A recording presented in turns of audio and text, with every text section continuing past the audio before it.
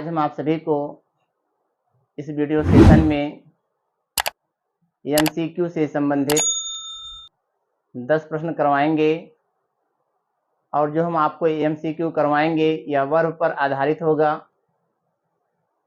Sentence में हमको fill in the blank को कंप्लीट करना है। तो चलिए दोस्तों, हम देखते हैं कि किस सेंटेंस में वर्ब का किस फॉर्म का यूज किया जाएगा। तो चलिए हम इस वीडियो की शुरुआत करते हैं। पहला सेंटेंस हमारा है ही वाज ... एन essay। पहला सेंटेंस हमारा है ही वाज ... एन essay। यहाँ पर हमको फिल इन द ब्लैंक पर एक वर्ब को फिल करना है और यहाँ पर पहले क्वेश्चन से संबंधित 4 विकल्प दिए गए हैं। पहला विकल्प हमारा है विकल्प ए राइट है, विकल्प बी रोट है और विकल्प सी राइट्स है और विकल्प डी राइटिंग है। 4 विकल्प दिए गए हैं। इन चारों में एक विकल्प हमारा राइट है और 3 विकल्प हमारे रॉन्ग हैं। तो आइए देखते हैं कौन सा विकल्प हमारा राइट है। इसको फिल करने के लिए हमें टेंस का ज्ञान होना अति आवश्यक है और इसके साथ साथ वर्ब की जितनी भी फॉर्म होती हैं, जितना अधिक से अधिक हम याद कर सकें उतना याद कर लें, क्योंकि ऐसे सेंटेंस को कंप्लीट करने के लिए हमें टेंस का ज्ञान भी होना जरूरी है और फॉर्म ऑफ द वर्ब का भी ज्ञान होना जरूरी है। जैसे पहला सेंटेंस था ही वाज ... एन essay और इस पर आधारित इससे संबंधित 4 विकल्प दिए गए हैं राइट, रोट, राइट्स और राइटिंग। अब आप यहां देख रहे हैं कि एक सहायक क्रिया दिया गया है वाज। वाज जो है पास्ट कंटीन्यूअस टेंस की सहायक क्रिया है। वाज और वेयर पास्ट कंटीन्यूअस टेंस की सहायक क्रिया होती है। अब हमको यहाँ पर वर्ब फिल करना है तो आप लोगों को मालूम होना चाहिए कि पास्ट कंटीन्यूअस टेंस में हम लोग क्रिया के फर्स्ट फॉर्म में आईएनजी का प्रयोग करते हैं। कहने का मतलब है कि वाज के साथ जो भी क्रिया आएगी उसमें आईएनजी लगा हुआ रहेगा। तो पहला विकल्प हमारा है राइट, पहला विकल्प हमारा रॉन्ग है, राइट बिल्कुल नहीं आएगा। दूसरा विकल्प हमारा है रोट, यह भी गलत है, इसको भी हम टिक नहीं करेंगे। और तीसरा विकल्प हमारा है राइट्स, ये ऑप्शन भी हमारा रॉन्ग है। चौथा ऑप्शन देखें आप, यहाँ पे राइटिंग दिया गया है तो चौथा ऑप्शन हमारा जो है डी नंबर इट राइट है। यहाँ पर हम जो है राइटिंग को ही फिल करेंगे। सेंटेंस हमारा बनेगा he was writing an essay। वह एक निबंध लिख रहा था, इसलिए पहले सेंटेंस में हम ऑप्शन डी को चूज करेंगे। अब दूसरा सेंटेंस हमारा है an essay was being by him. यह सेंटेंस हमारा पैसिव वॉइस में है। यह सेंटेंस हमारा पैसिव वॉइस में है और आप लोगों को मालूम होना चाहिए कि पैसिव वॉइस में हमेशा क्रिया की थर्ड फॉर्म का यूज करते हैं, ये एक्टिव वॉइस नहीं, क्योंकि यहाँ पर एन essay एक हमारा कर्म है जो सब्जेक्ट के रूप में यहाँ यूज किया गया है। उसके बाद यहाँ पे सहायक क्रिया है वाज, जो कि पास्ट कंटीन्यूअस टेंस की सहायक क्रिया होती है और पैसिव बनाने के लिए उसमें बीइंग का यूज किया जाता है, तो वाज बीइंग हो गया। तो इसके साथ क्रिया की थर्ड फॉर्म का हम लोग यूज करेंगे। यह सेंटेंस पहले का ही अपोजिट है, ये एक्टिव वॉइस में था, इसको हम पैसिव वॉइस में बनाए हैं। तो पैसिव वॉइस में हमेशा क्रिया की थर्ड फॉर्म होता है। तो इसमें भी 4 विकल्प दिए गए हैं। विकल्प ए है राइटिंग, विकल्प बी है रोट, विकल्प सी है रिटन और विकल्प डी है राइटिंग। तो हमने आपको बताया कि क्रिया की थर्ड फॉर्म का यूज करते हैं। तो विकल्प ए राइटिंग है, इसका यूज नहीं करेंगे। विकल्प बी रोट है, इसका भी यूज नहीं होगा। विकल्प सी आप देखें तो क्रिया की थर्ड फॉर्म है, इसे विकल्प सी जो हमारा है राइट आंसर है, हम विकल्प सी को ही चूज करेंगे और विकल्प डी भी हमारा रॉन्ग है।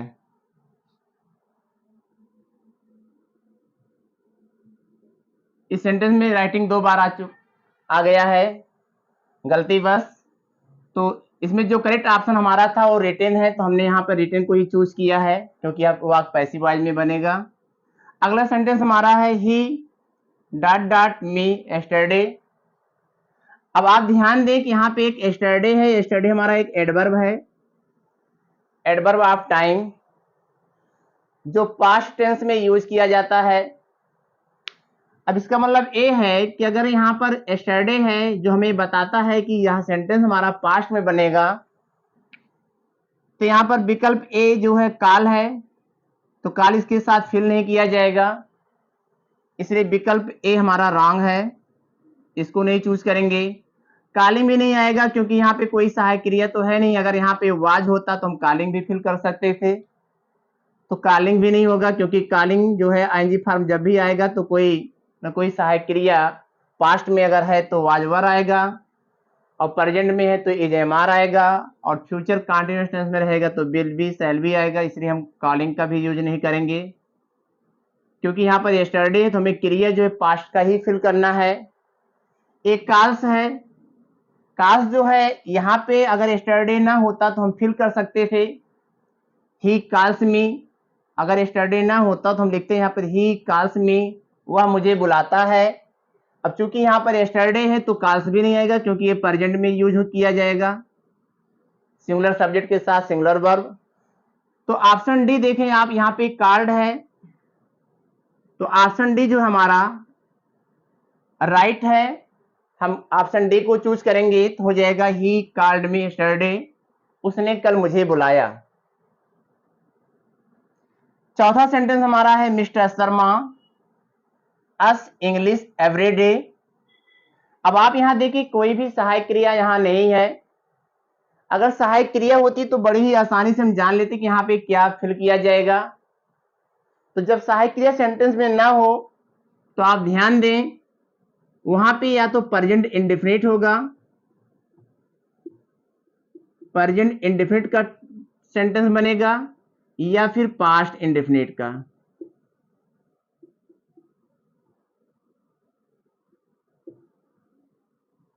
अगर सेंटेंस में कोई भी सहायक क्रिया ना हो तो वह सेंटेंस हमारा प्रेजेंट इंडेफिनिट या पास्ट इंडेफिनिट में बनेगा। तो मिस्टर शर्मा है, यहाँ पे टीच दिया है पहला ऑप्शन, ऑप्शन ए टीच है, ये नहीं फिल किया जाएगा, क्योंकि टीच हमारा बहुवचन है, मिस्टर शर्मा हमारा सिंगुलर सब्जेक्ट है, तो सिंगुलर सब्जेक्ट के साथ सिंगुलर वर्ब ही आएगा। टीचिंग है तो टीचिंग भी यहाँ पे नहीं फिल किया जाएगा, क्योंकि टीचिंग को फिल करने के लिए हमें इज एम आर, पास्ट में वाज और वर, और फ्यूचर में विल बी शैल बी की आवश्यकता होगी, तो यहाँ पे कोई भी सहायक क्रिया नहीं तो टीचिंग भी नहीं होगा। अब यहाँ पर टीचर्स है और यहाँ पे हैव टॉट है, अब इन दोनों में हमें चुनाव करना है किसको हम फिल करें। तो आप देखिए ऑप्शन डी है हैव टॉट। अब मिस्टर शर्मा सिंगुलर सब्जेक्ट है, तो मिस्टर शर्मा सिंगुलर सब्जेक्ट है तो हैव तो कभी आएगा नहीं, क्योंकि उसके साथ है जाता है, तो ऑप्शन डी भी हम नहीं चूज करेंगे। Option C is the right answer. इस क्वेश्चन के आंसर के लिए हम ऑप्शन सी को चूज करेंगे। Teaches, mister Sharma teaches us English every day, mister Sharma हमें प्रत्येक दिन इंग्लिश पढ़ाते हैं। पांचवा सेंटेंस है I have dot dot my work. अब हैव है, ये हैव जो है परफेक्ट की पहचान होती है, हैज और हैव प्रेजेंट परफेक्ट की सहायक क्रिया होती है, तो इसके साथ हम लोग हमेशा V3 का यूज करते हैं। परफेक्ट टेंस में हम लोग हमेशा V3 का यूज करते हैं। तो डू फर्स्ट फॉर्म है, डू मीन्स करना, फर्स्ट फॉर्म है, तो डू हैव के साथ डू आएगा नहीं। और डू का ही सिंगुलर वर्ब होता है डज, तो डज का भी यूज नहीं किया जाएगा।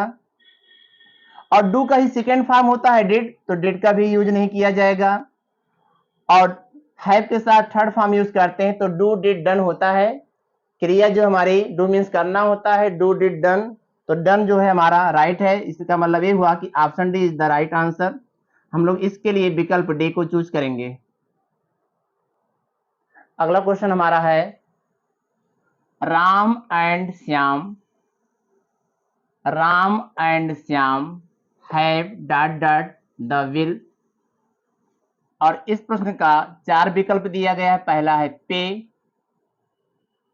बी ऑप्शन है पेइंग, ऑप्शन सी है हैज पेड और ऑप्शन डी है पेड। अब हमें देखना है कि इन 4 विकल्प में कौन सा विकल्प सही है। तो आइए दोस्तों हम उसको देखते हैं कि कौन सा विकल्प जो है फिल करना उचित होगा। तो आप देखें पहला सेंटेंस हमारा जो है राम, सॉरी 6वां सेंटेंस हमारा राम एंड श्याम हैव है। यहाँ पे एक सहायक क्रिया आया हुआ है हैव। तो हमने आपको बताया कि has, have, had, will have, shall have के साथ हमेशा क्रिया की थर्ड फॉर्म का यूज करते हैं। तो आप इसमें देखें कि ऑप्शन ए क्रिया की थर्ड फॉर्म नहीं, ये फर्स्ट फॉर्म है। तो ऑप्शन ए हम नहीं चूज करेंगे। ऑप्शन बी जो है हमारा आईएनजी फॉर्म है, तो इसको भी हम चूज नहीं करेंगे, क्योंकि आईएनजी के लिए हम लोग is, am are, was, were, will be, shall be का यूज होता है तब हम करते हैं। उसके बाद ऑप्शन सी में हैज पेड दिया है, तो हैज पेड भी नहीं आएगा, क्योंकि यहाँ पे सहायक क्रिया पहले से एक दिया है हैव। और चूंकि एक कंपाउंड सब्जेक्ट हमारा है, तो कंपाउंड सब्जेक्ट के साथ ये हमारा 2 सिंगुलर नाउन को जोड़ के एंड से जोड़ा गया, इसलिए इसके साथ प्लूरल वर्ब आएगा, तो इसलिए यहाँ पर हैव आया है। तो हमारा हैज पेड भी नहीं होगा, हैज पेड का भी हम चुनाव नहीं करेंगे। लास्ट ऑप्शन हमारा है पेड, तो option D is the right option. इस प्रश्न के लिए हम ऑप्शन डी को चूज करेंगे और हमारा क्वेश्चन जो है, हमारा क्वेश्चन का जो आंसर है वो राइट हो जाएगा। इसके लिए हम ऑप्शन डी का ही चुनाव करेंगे। अगला सेंटेंस हमारा है दे वर डॉट डॉट टू मार्केट है। अब इसमें देखिए एक सहायक क्रिया आया हुआ है हेल्पिंग वर्ब वर। तो वाज और वर के साथ हमेशा आईएनजी फॉर्म का यूज होता है एक्टिव वॉइस में। तो यहां पर गो है, तो गो का यूज नहीं किया जाएगा, ऑप्शन ए रॉन्ग है। ऑप्शन बी वेंट है, सेकंड फॉर्म है क्रिया की, इसका भी यूज नहीं करेंगे। ऑप्शन सी देखें आईएनजी फॉर्म है, तो option C is the right answer. Option C का चुनाव हम करेंगे यहाँ पर इस क्वेश्चन के लिए।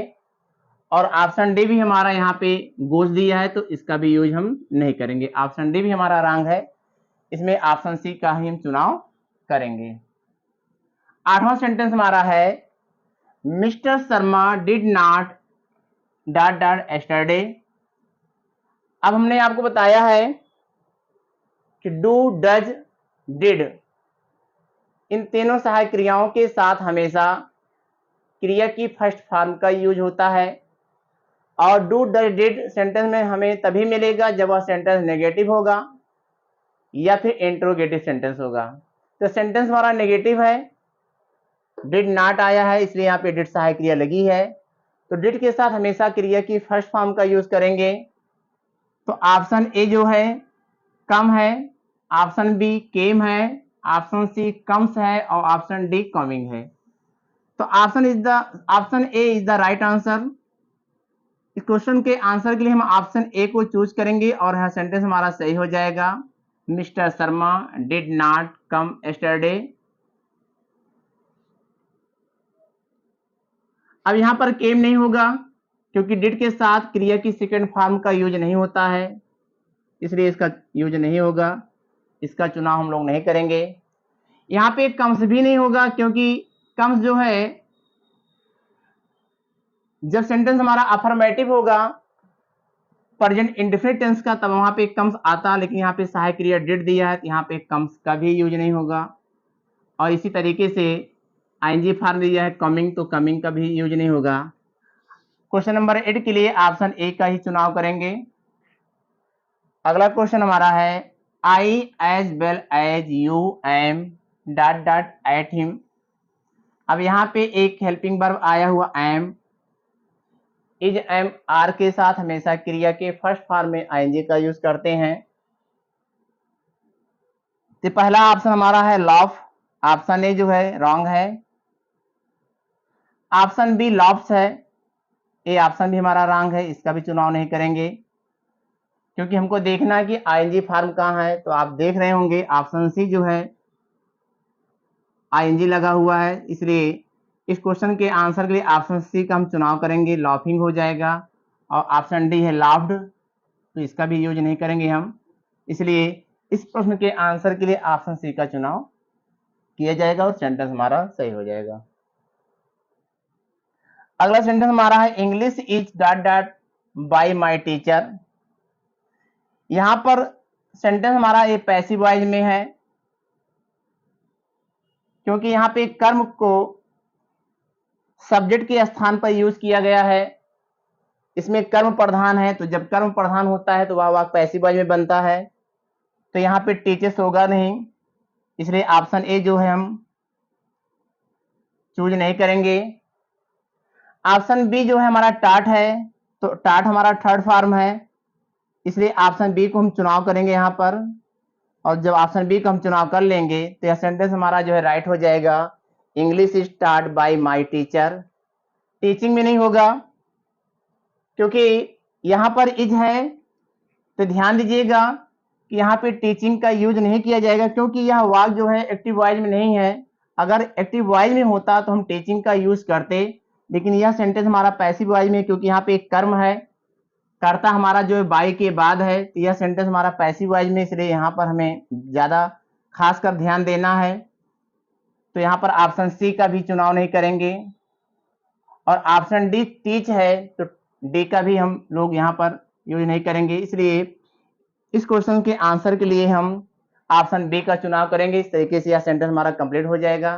साथियों, आपको अगर हमारा वीडियो पसंद आए तो हमारे वीडियो को आप लाइक करें, चैनल सब्सक्राइब ना किए हो सब्सक्राइब करें, कमेंट करें और शेयर करें। धन्यवाद।